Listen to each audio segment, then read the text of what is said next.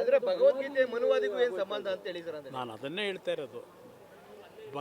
ಭಗವದ್ಗೀತೆ ಕೃಷ್ಣ ಅವತ್ತು ಭಗವಾನ್ ಕೃಷ್ಣ ಅರ್ಜುನನಿಗೆ ಹೇಳಿರ್ತಕ್ಕಂಥದ್ದು, ಯಾವಾಗ ಯುದ್ಧದಿಂದ ನಿರ್ಗಮಿಸ್ತೀನಿ, ಶಸ್ತ್ರತ್ಯಾಗ ಮಾಡ್ತೀನಿ ಅಂತ ಹೇಳಿ ಅರ್ಜುನ ಅಲ್ಲಿದ್ದಂಥ ಅರ್ಜುನನ್ನು ಬೆಳೆಸಿದಂಥ ಅಜ್ಜಂದರು, ಗುರುಗಳು, ರಕ್ತ ಹಂಚ್ಕೊಂಡು ಬಿಡ್ದಂಥ ಬಾಂಧವರು, ಅವರ ಎಲ್ಲರನ್ನ ಅವರ ಮುಖದರ್ಶನ ಮಾಡಿ ಇದು ಅವಶ್ಯಕತೆನ ನನಗೆ ಇವ್ರ ಜೊತೆ ಜಗಳ ಆಡೋದು ನಾನು ಇವರಿಗೆ ಸಖತ್ ಖಾರ ಬಣ್ಣ ಮತ್ತು ರುಚಿ ಆಚಿ ಚಿಲ್ಲಿ ಪೌಡರ್ ರಕ್ತದ ಓಕಳೆ ಮಾಡಬೇಕಾ ಬೇಡ ಅಂತಕ್ಕಂಥದ್ದು. ಭಗವದ್ಗೀತೆಯಲ್ಲಿ ಕೃಷ್ಣ ಹೇಳಿರೋದೇನು? ಧರ್ಮ ರಕ್ಷಣೆ ಮಾಡೋದಕ್ಕೆ.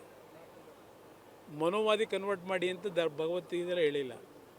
ಇವತ್ತು ಈ ಸರ್ಕಾರ ಇದೆಯಲ್ಲ, ಈ ಸರ್ಕಾರ ತೆಗೆಯತಕ್ಕಂಥ ವಿಷಯದಲ್ಲಿ ಯಾವ ಭಗವದ್ಗೀತೆಯ ಸಾರಾಂಶ ಇದೆ, ಆ ಸಾರಾಂಶ ಇವತ್ತು ಈ ರಾಜ್ಯದಲ್ಲಿ ಜನತೆಗೆ ಮನವಿ ಮಾಡ್ತೀನಿ. ಯಾವ ಭಗವಾನ್ ಕೃಷ್ಣ ಹೇಳಿದ್ದಾನೆ, ಈ ಸರ್ಕಾರ ಕಳೆದ 2.5 ವರ್ಷದಲ್ಲಿ ಜನಗಳ ಜೊತೆ ಯಾವ ರೀತಿ ಚೆಲ್ಲಾಟ ಆಡಿದ್ದಾರೆ, ಕಾನೂನು ಬಾಹಿರ ಚಟುವಟಿಕೆಗಳಿಗೆ ಯಾವ ರೀತಿ ಪ್ರೋತ್ಸಾಹ ಕೊಟ್ಟಿದ್ದಾರೆ, ಇದೆಲ್ಲವನ್ನು ಗಮನಿಸಿದಾಗ ಅವತ್ತಿನ ಭಗವದ್ಗೀತೆ ಶ್ರೀಮಾನ್ ಕೃಷ್ಣ ಅರ್ಜುನನಿಗೆ ಏನು ಸಾರಾಂಶ ಹೇಳಿ ಯುದ್ಧಕ್ಕೆ ತಯಾರು ಮಾಡಿದ್ರು, ಅವತ್ತಿನ ಭಗವದ್ಗೀತೆ ಈಗಿನ ಈ ಸರ್ಕಾರದ ವಿರುದ್ಧ ಅವಶ್ಯಕತೆ ಇದೆ ಅನ್ನೋದು ನನ್ನ ಅಭಿಪ್ರಾಯ. ಇಂಥ ವಿಚಾರವಾಗಿ ಮಾತಾಡ್ತಾ ಇದ್ರಿ ಸರ್. ಈಗ ಹಿಂದುಳಿದ ನಾಯಕರುಗಳು ಸಿಎಂ ಆದರೆ ಸಣ್ಣ ಪುಟ್ಟ ವಿಚಾರಗಳನ್ನು ದೊಡ್ಡದು ಮಾಡಿ ಅವ್ರಿಗೆ ಹಿಂಸೆ ಕೊಡುವಂಥದ್ದು, ಭ್ರಷ್ಟಾಚಾರದ ಇಲ್ಲದ ಆರೋಪಗಳು ಮಾಡ್ತಾರೆ, CM ಸ್ಥಾನದಲ್ಲಿ ಇರೋಕ್ಕೆ ಬಿಡ್ತಾ ಇಲ್ಲ ಅನ್ನುವಂಥ ನಿಟ್ಟಿನಲ್ಲಿ ಯತೀಂದ್ರ ಅವ್ರು ಮಾತಾಡ್ತಾರೆ. ಇಲ್ಲಿ ಹಾಗಿದ್ರೆ